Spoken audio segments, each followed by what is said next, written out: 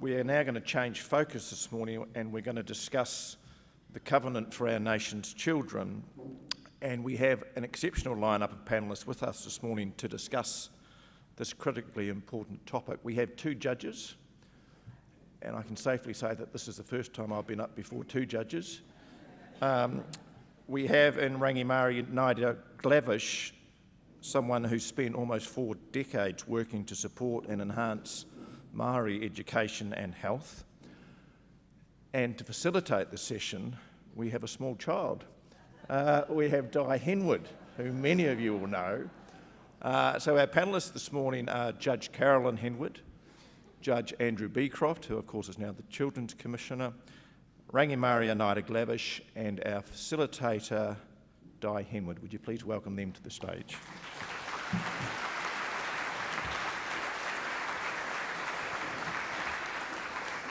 And remember the capacity to ask questions through your phones as well.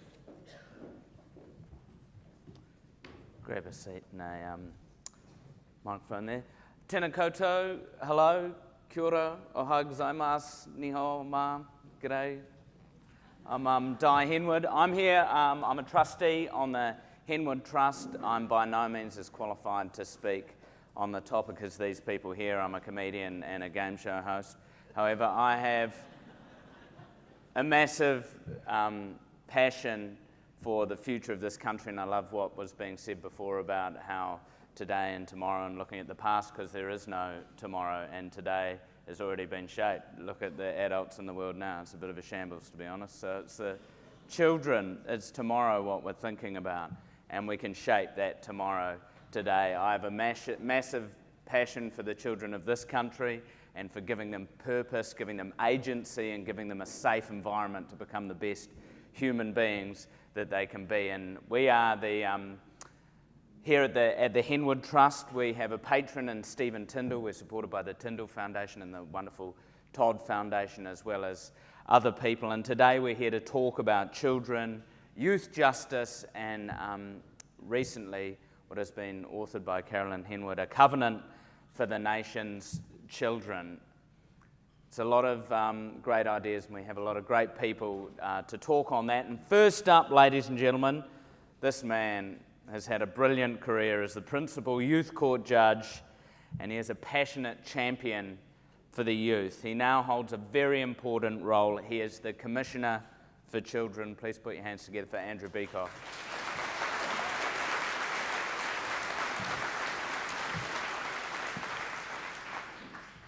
I ngā mana, i ngā reo, i ngā rangatira, e te kuia, e ngā iwi, e ngā hauewha, tēnā koutou katoa.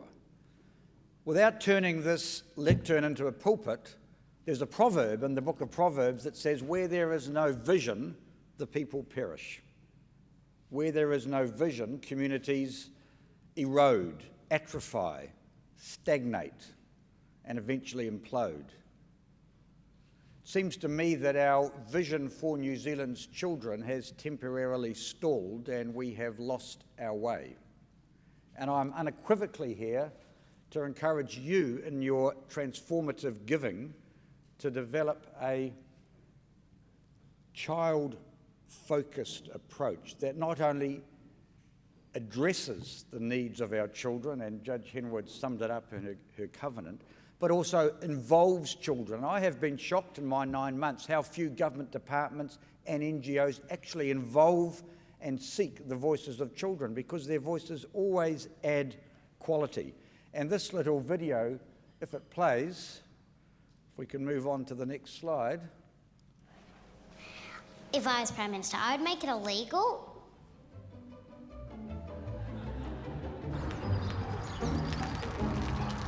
That is the wrong thing.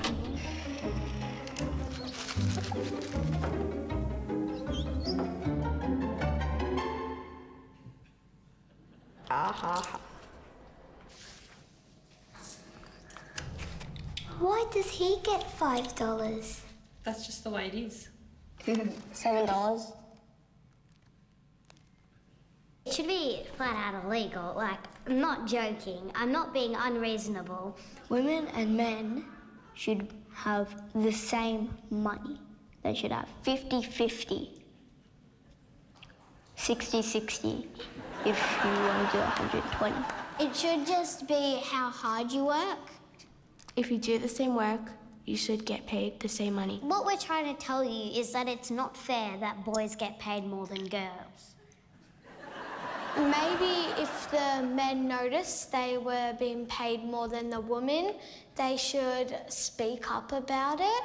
When I am older, I'm going to make a change. If I don't forget. I have no words, it's so wrong.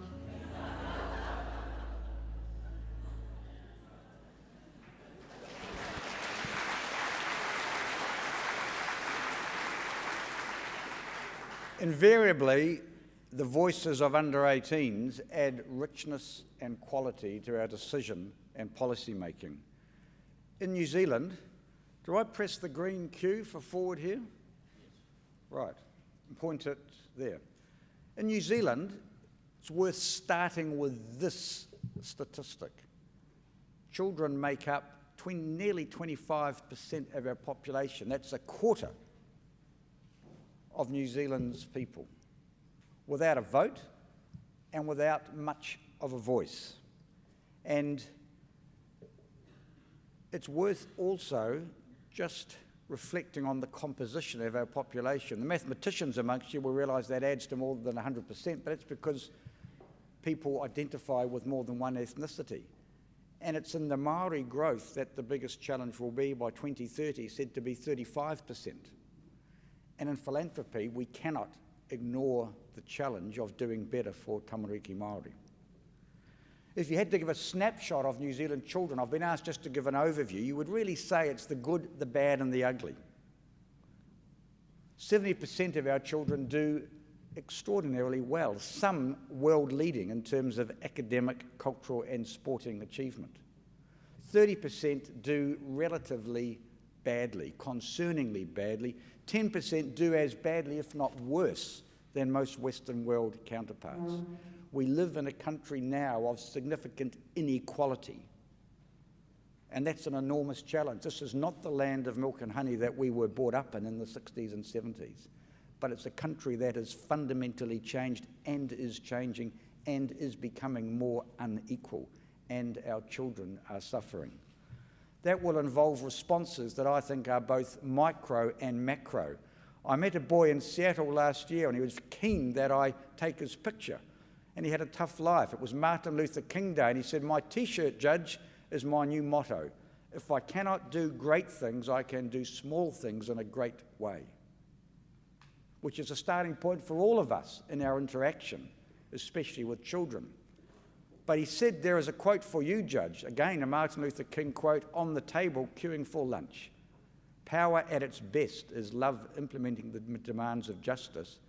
Justice at its best is power correcting everything that stands against love."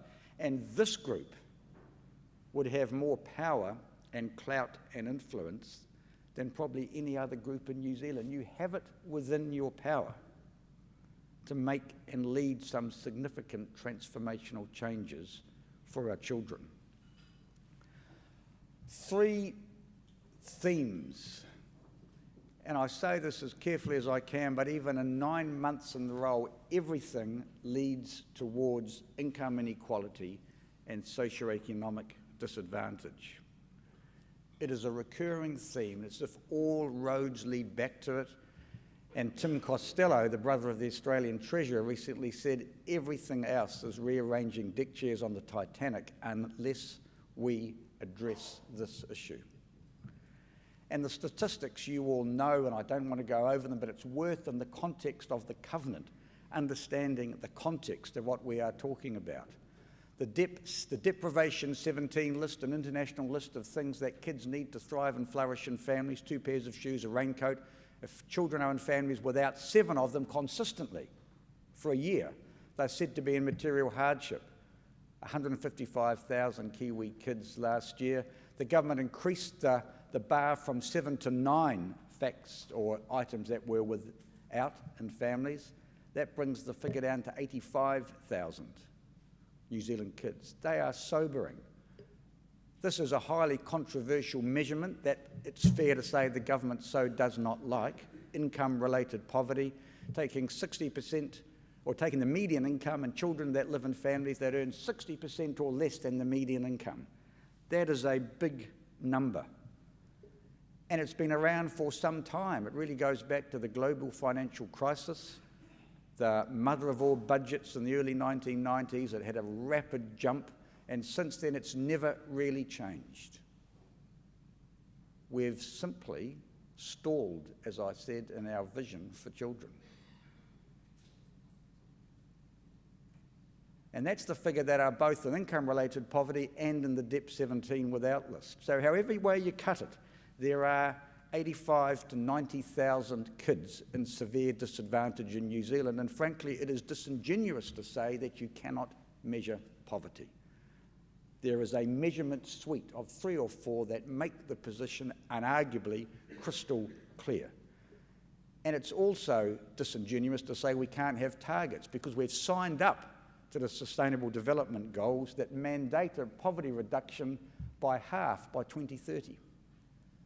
And if you're involved in the philanthropic sector, my plea is you are involved in that dotted line downward decline in child disadvantage and poverty. And then people say, but poverty doesn't cause adverse life outcomes. And there's a good argument to be had, because plenty of kids thrive in materially disadvantaged families. But there is a clear association. Decile 1 here is the most advantaged decile in New Zealand, decile 10 the least advantaged, the opposite of schools, hospital admissions. You just cannot but miss the association between disadvantage and, in this case, maltreatment of children. Neither can you miss the relationship in terms of infant mortality. And what's interesting is that in New Zealand we largely solved the issue for the over 65 cohort. Not many of you are in that group. Some like me will enter it in 5 to 10 years. The good news is we're one of the most advantaged over 65-year-old cohorts in the Western world. And we did it because there was a community-wide push cross-government for universal index-linked superannuation. We could solve the issue for our children if we applied ourselves to it and were committed to do so. We've done it for the over 65 cohort who votes. We haven't done it for the under 18 group, and we could if we wanted to. It would involve economic and financial restructuring, but we could do it. You cannot be involved in giving to children unless you confront this issue.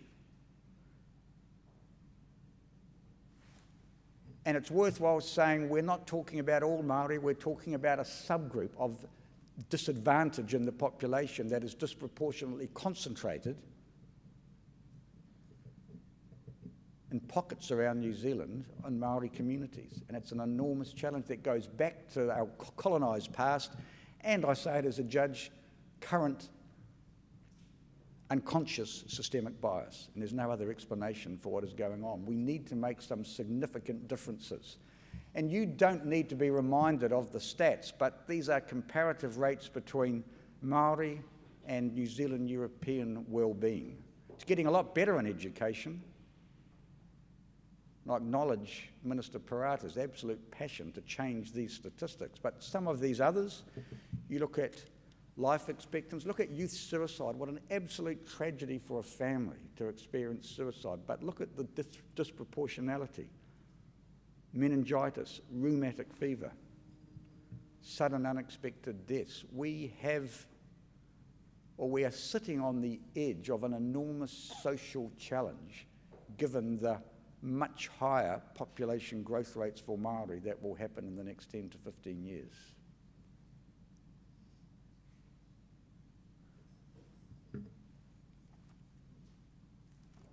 And the covenant is in that context.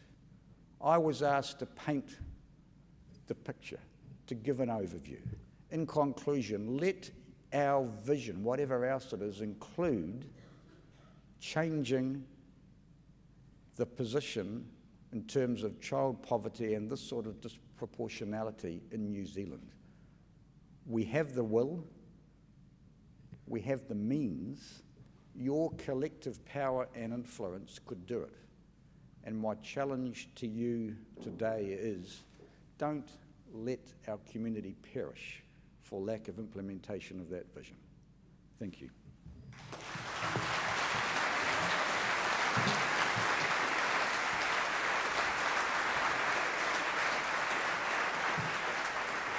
Thank you very much to Andrew for sort of showing us some pretty phenomenal statistics on the state of play for children in New Zealand. Now, the next speaker, she has been driving change as long as I've known her, and I've known her since my birth. She played a massive role in that.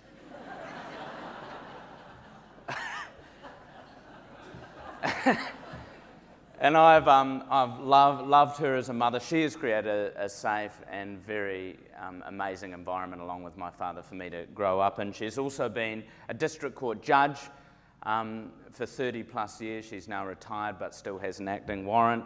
She's been on the confidential listening and assistant service for 7 years, listening to people who came forward to speak about abuse and neglect when they're in the care of the state.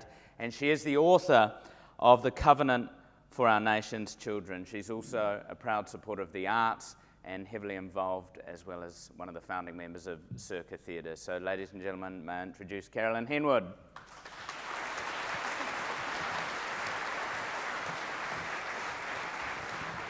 Kia ora, everybody. Thank you for having me. What a turnout. I am blown away by the numbers here.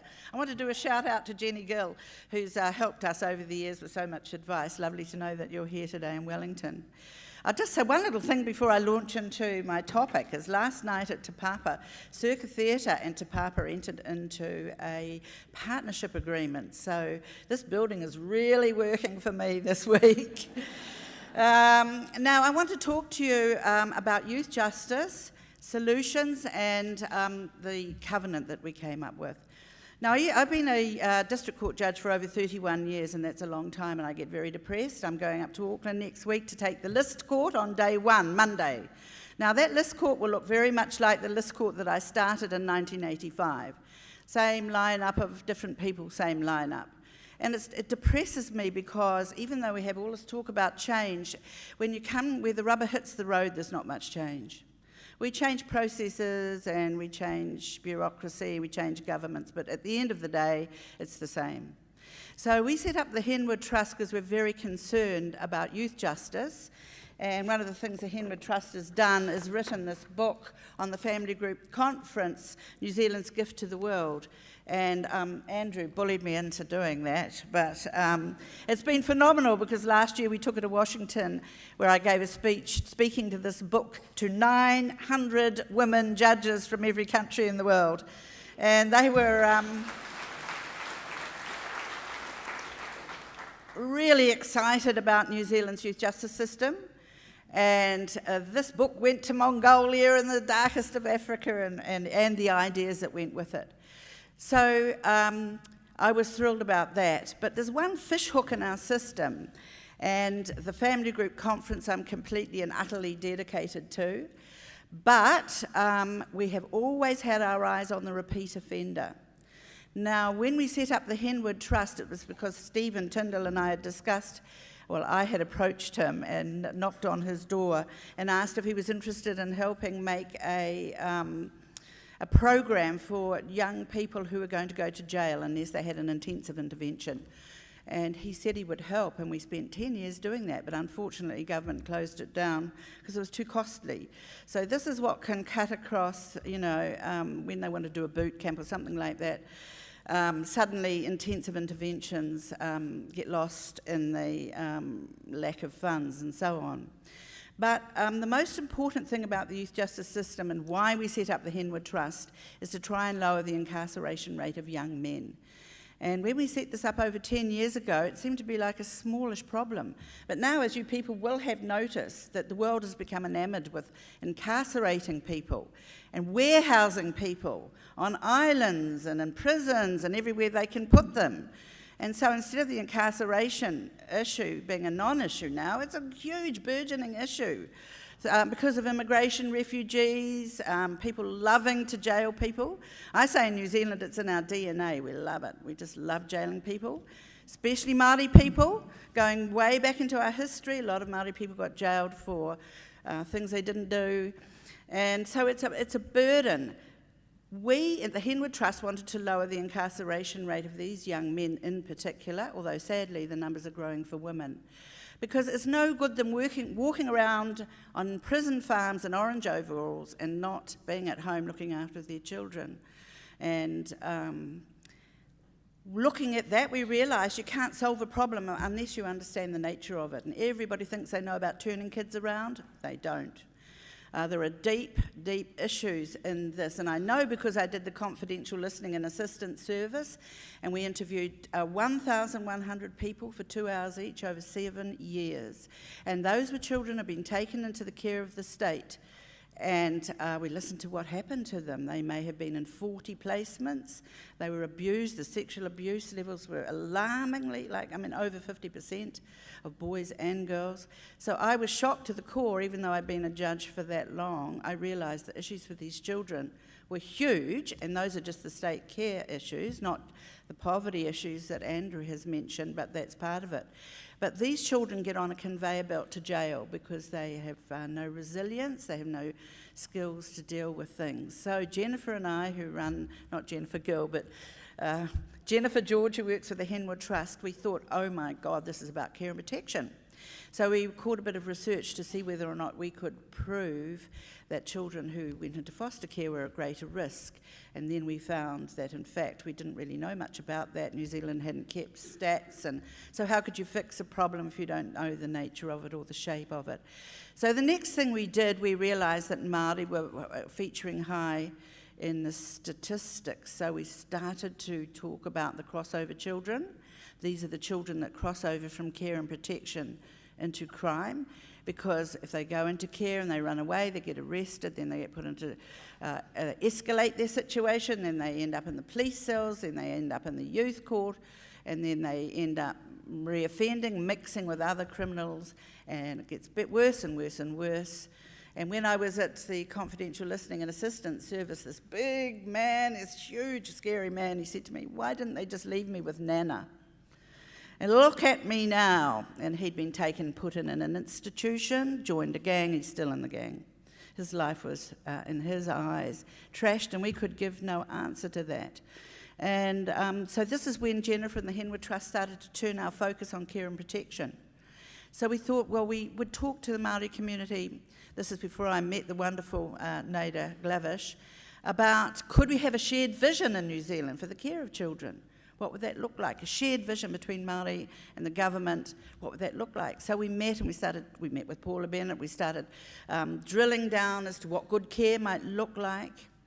And so we pursued that course of action and built a strong relationship through Naida and Sir Mark Solomon, Rahui Papa in iwi. But we thought at one of these meetings, someone said, what about the Constitution? We have the Treaty of Waitangi. Why don't we have a document like the treaty that is about our nation's children? And I thought, whoa, it's a big idea. And, you know, we thought that's a big idea, and I went and sort of parked it up there and then went and thought about it over time. Because what led me to the position that we're in now is that during the confidential listening service, I discovered, to my amazement, that we did not have a duty of care articulated anywhere in our law. So I thought, this can't be right. So I rang up the principal family court judge. Where's the duty of care? Because we're taking thousands of children. Where's the duty of care? I want to read no duty of care written down. Where's the accountability? Well, we haven't got an accountability system.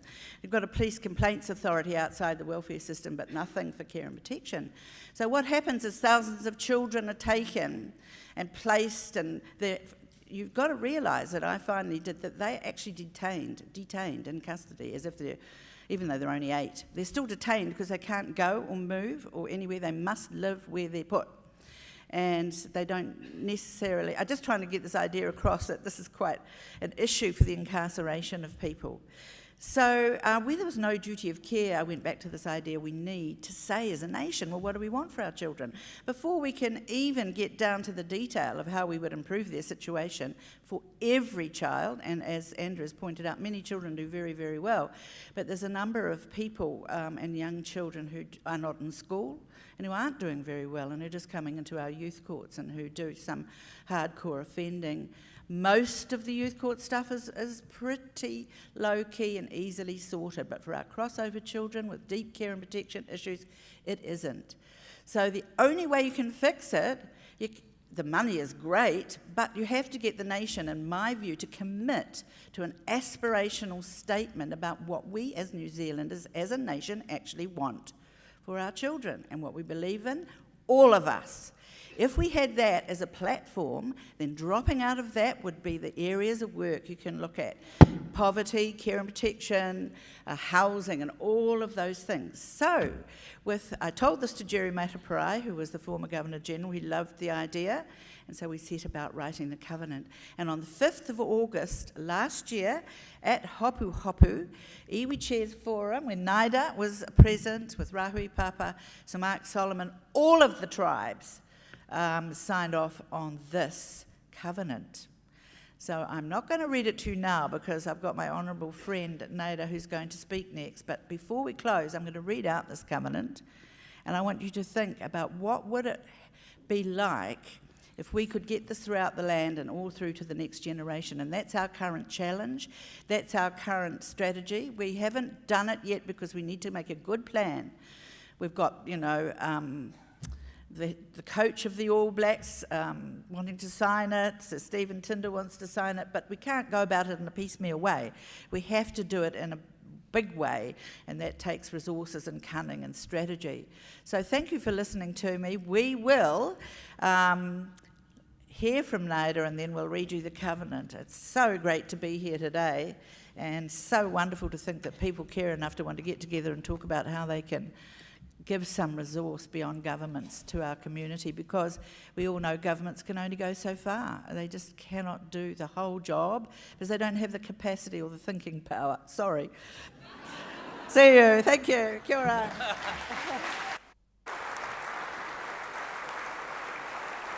Thanks very much, Carolyn. Now, it's been a pleasure through my involvement in the Henwood Trust to meet this amazing woman. She is highly respected and famous iwi and community leader. She's a champion for Māori and is very active on every front, fighting for the rights of children and the well-being of whānau. Naida is the co-chair of Te Rūnanga of Ngāti Whātua. She has a long involvement in the Iwi Chairs Forum. Please welcome Naida Glavish.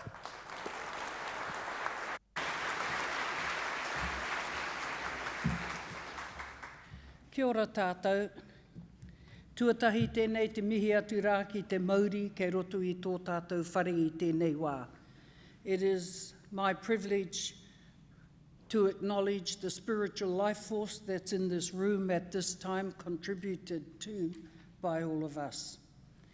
It's also my privilege to be on this stage with these two judges and their son. He's not my dad, by the way.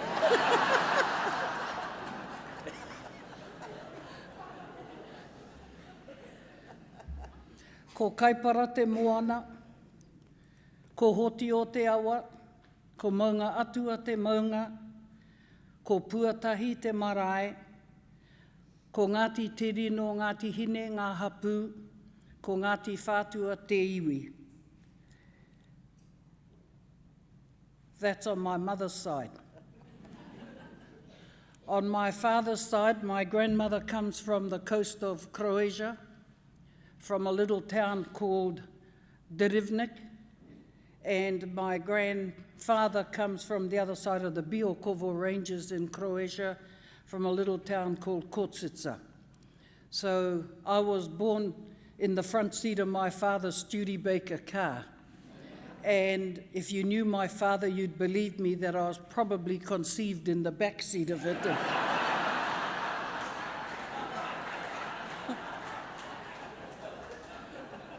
And I've been on the road ever since.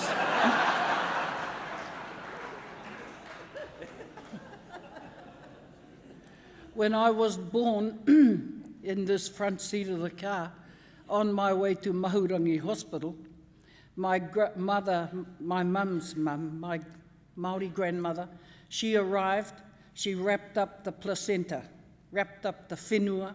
The Māori term for placenta is whenua. And so she wrapped up the whenua, took the whenua back to Puatahi, buried the whenua. Then she came back again to the hospital, wrapped up the baby and took the baby. And I'm happy she didn't bury it with the whenua.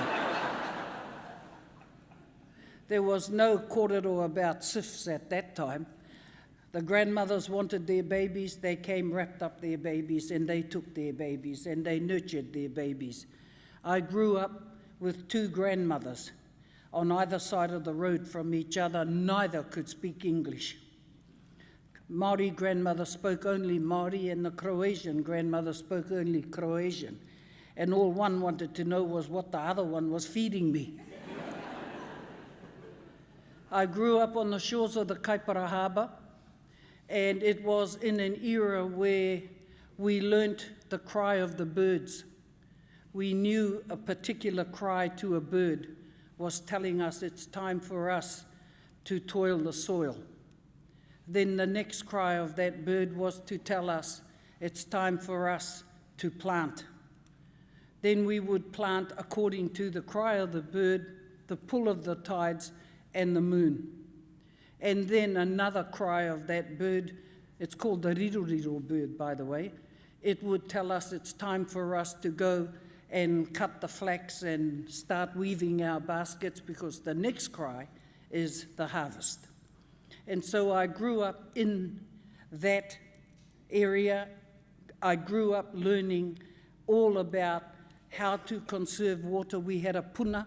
We didn't dare play in that puna water because there was a kaitiaki in it, an eel, the biggest, ugliest looking eel you ever did see, and no kid would go near it.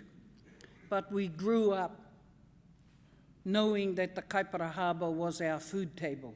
It wasn't somewhere to go play, and that we learnt how to look after ourselves and the meaning of looking after the whenua, the earth. And then I went to school and got dumb.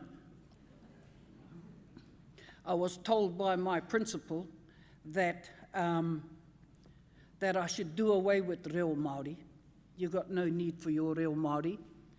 You should learn how to dissect a worm properly and how to do the things that one does in school.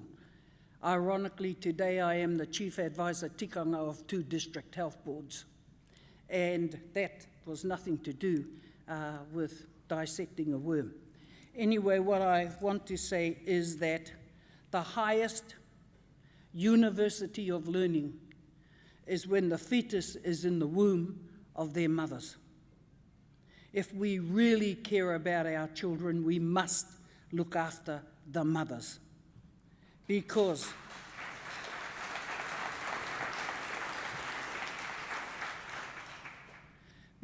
when the baby is born,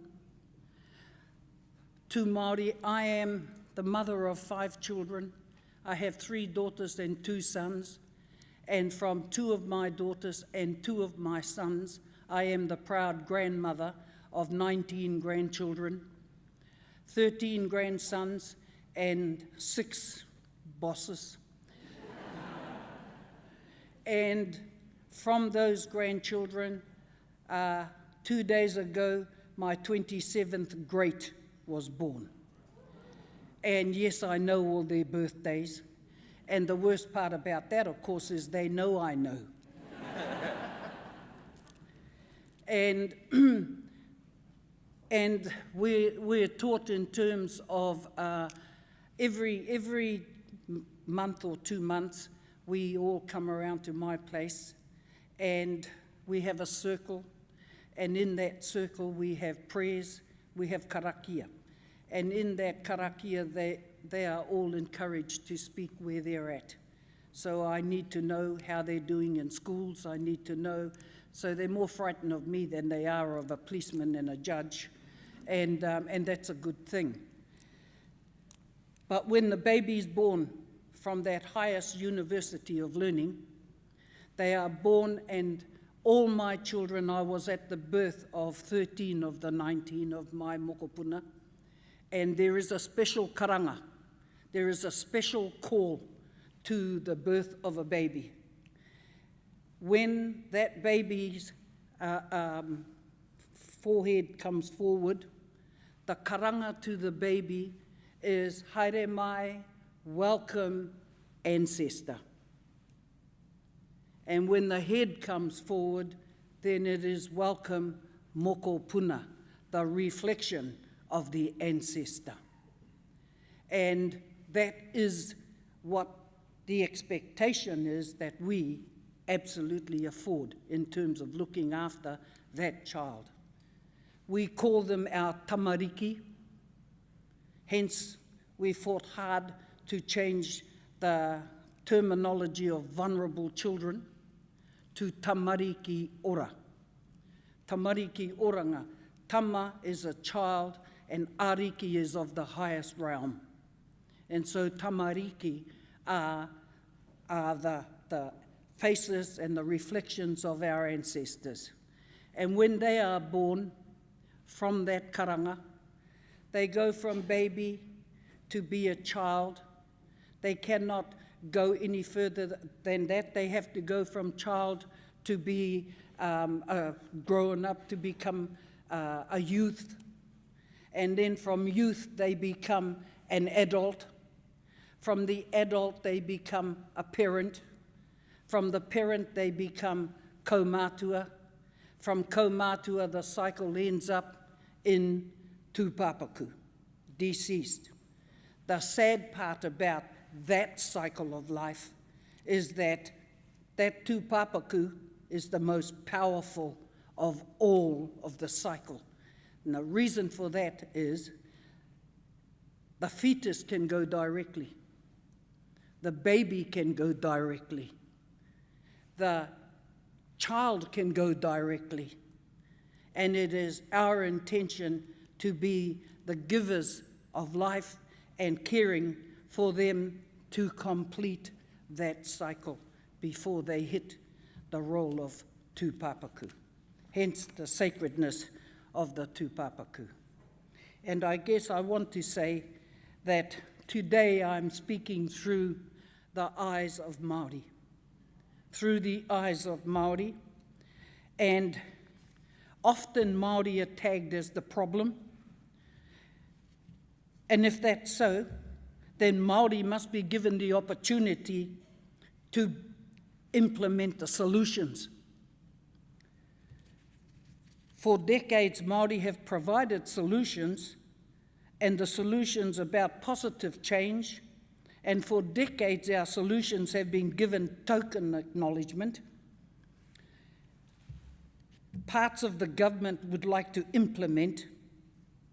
However, funding stops, solution stops, the inroads that have been made are lost, and the reason the program, the projects, the services is not getting the outputs rather than the outcomes fast enough.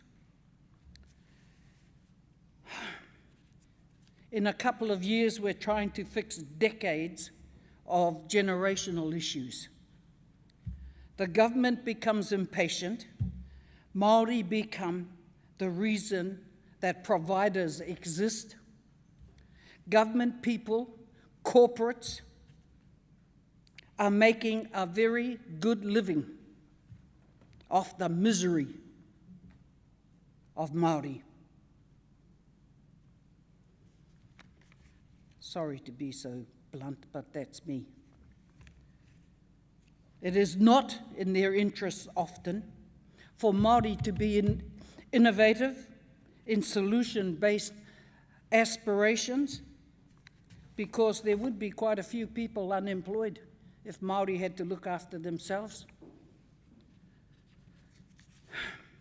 We will never be able to match you for dollar, but our worth in monetary terms is tenfold what a group of well-being officials cannot provide. In my word, in my world, reciprocity is a value that has no bounds. I'd like to explore this with you and how we can help each other. My passion, of course, is with justice. The fair treatment of people regardless of gender, race, class, sexual orientation, etc., must begin in our communities. Aotearoa, New Zealand has the largest population, Polynesian population in the world. We Māori are the tangata whenua, and for the question, the wisdom of the Indigenous sits within the Indigenous. And I say this with all humility and sincerity and brutal honesty. Māori are the driving highest statistics in prisons, courts, care and protection. We are sustaining a minority of people with our negative statistics, enabling governments and officials to use our statistics to justify their policies. This is not a quick fix. Our people become used to being the statistic rather than the celebration. And if your intention is to support, then let's do it. I will end by quoting Sir James Henare, a well-known kaumātua from Ngāti Hine, Ngāpuhi, Taitokerau. Tawhiti rawa tō tātou haerenga te kore haere tonu. Maha rawa wā tātou mahi te kore mahi tonu. We have come too far to not go further, and we have done too much to not do more. Tēnā koutou, kia ora hui hui anō rā tātou katoa.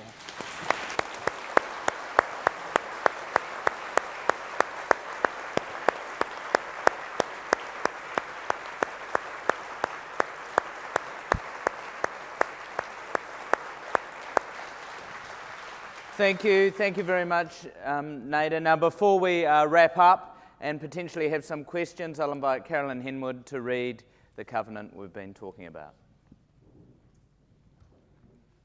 Son, would you like to hold it up?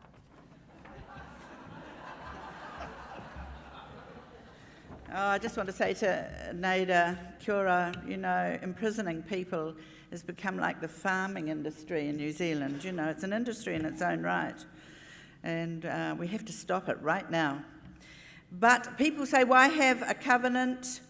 What use will it be? Well, it's a platform for inspiration for our people, but it's also a tool in the court. It could be up in every police station in the land saying, treat the children equally, no matter where they are from. So this is a covenant for our nation's children.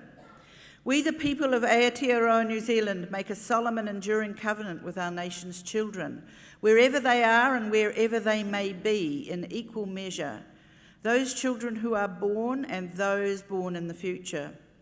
We as New Zealanders undertake an unconditional duty to do all in our power to ensure that our children are treasured, respected, and enjoy a good life full of opportunity in a nation that is diverse and rich in culture and araha. This covenant recognises that to allow our children to thrive and stand strong at home, in their communities and in the world, we need to take responsibility for our role in the lives of all children. To that end, we will be the champions for our children, and we will act with integrity in our dealings with them and treat them fairly in all things to ensure that they receive justice. We will protect them from all forms of violence, abuse, and neglect. We will strive to provide them with a proper standard of living. We will preserve and respect their sense of identity, in particular by strengthening bonds with parents, family, whānau, hapu, and iwi. We will support the emotional, social, physical, and mental well-being of every child. We will provide them with education that acknowledges their individual needs and maximise their potential. We will hear the voices of children and take their views and interests into account. We will ensure that they are at the centre when making decisions about them. We will strive to ensure children have the benefit of continuity and stability in their lives. Our vision is that every child of our nation will be valued and have a sense of place, a place to stand and know their place. We make this pledge to every child. Childhood should be a time of joy and light. It should be free from fear and neglect and isolation. We will do all that we can to implement this covenant, both in times of plenty and in leaner times, knowing always that this solemn commitment made to our children runs deeper than money and resources, but touches upon who we are as a nation, how we will define ourselves and our relationships to each other, our connection to our land, and all of the peoples that live on our land. Thank you. And on the other side, we have the Māori, this is an English and Māori document. Kia ora, thank you all. Thank you very much. And that wraps us up, really. It's just saying get involved in the children. Children are tauke. They are awesome. Whether that awesomeness, they can be good, they can be bad, but they are awesome. And we need to look after them. We need to create this beautiful tomorrow that doesn't even exist yet. So it is what we make it. Now, have any questions come through there? Thank you, Dai. Could you hold that poster up again? He's a poster child. Thank you very much to Naida and to Carolyn and to Andrew and to Dai for his facilitation. We're going to do just one question. One of the challenges when you have three such compelling speakers is that people are so focused on listening to those speakers that there haven't been a lot of questions, but there has been one from Te Aroa Hauhaia, and it's to Judge Andrew Becroft. With poverty attributable in part to structural policies like the mother of all budgets, a little bit of irony in that, what work and influence is the Office for the Children's Commission having to ensure policy advisors include an analysis of the impact on children of their policies? Well, it's a good question and it's an encouraging question. Our role is advocacy, but we've undertaken to visit every government minister and every government department to talk about how child's voices can be factored into policy making and decision making, because it's way better to have it early than to have a child impact statement, which we're also advocating for, which comes at the end of legislation. As for the structural change of poverty, we've been pretty clear, and we have given the government three first step, we think, short-term improvements that would bring some of those poverty income-related statistics and material disadvantage statistics down. And we did that recently, and we've waited till after the budget to comment on it rather than election year get involved in trying to or be at risk of being not apolitical, which we've got a clear intention to be. So children's voices, and it's not just for government really, my challenge is for all of you. When you have a developing child policy, are you hearing from children? There are 5 different mechanisms on our website that make very clear how that can be done. And we've got a service really where we can offer to consult with children. We've got access now to 250,000 children through schools to poll and seek their views, and it's been very useful. The Land Transport Safety Authority wanted to know about kids riding bikes on the footpath. 92% thought it was legal. It's not. 90% of their parents thought it was legal. It's not. The law will change to allow 12-year-olds to ride with supervision by parents on a footpath. So good consultation with children can change policy.